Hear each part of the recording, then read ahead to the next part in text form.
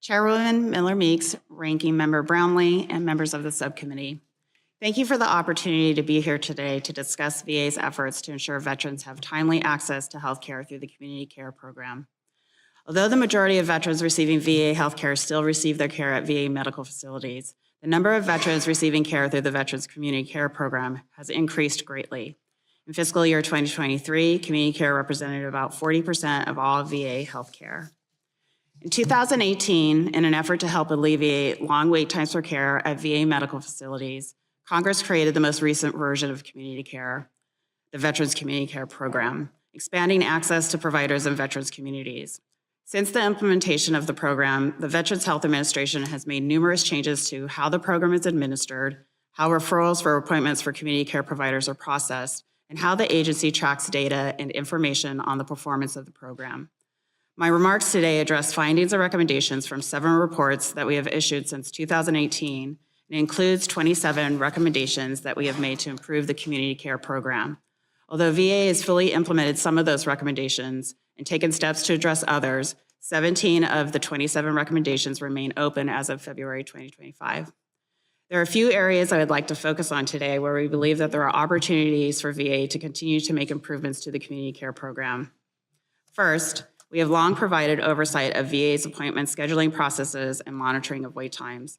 VA has taken some actions to address challenges both with scheduling appointments with VA and community care providers, such as establishing timeliness standards for scheduling appointments.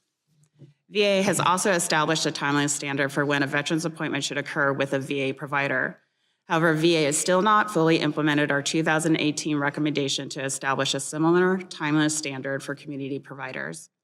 Without a complete picture of how long it takes a veteran to receive care, whether that care is being delivered at the VA or through a community provider, it will continue to be difficult for the VA to know whether it's achieving its goal of providing veterans with timely access to care. Further, we recently issued a report on VA's Referral Coordination Initiative. This is a new process with the potential to transform the effectiveness of VA medical centers' processing of community care referrals and appointment scheduling. In our 2025 report, we identified challenges with the implementation of the new program, including needed improvements to the program's direction, guidance, and performance metrics.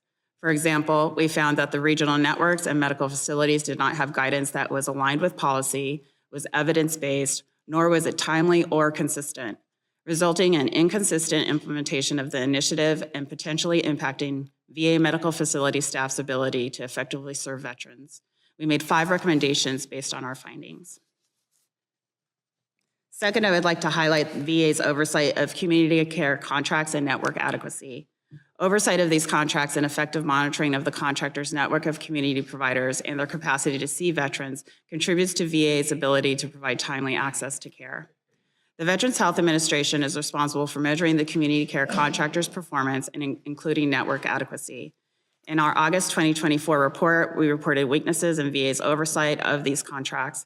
Specifically, we found that the continued restructuring within the office responsible for contract oversight resulted in a lack of clarity and completeness in oversight procedures and roles and responsibilities. We made 3 recommendations to address the deficiencies that we identified. We have also found opportunities for VA to better ensure community care program network adequacy. Specifically, in our 2024 report, we found that VA's methodology to calculate network adequacy for specialty care through the program does not include all claims in their calculation. This raises concerns as to whether VA is fully assessing the adequacy of community care contractors' networks. As I have highlighted in my remarks and in the statement that we submitted, GAO will continue to monitor VA's actions addressing our open community care recommendations.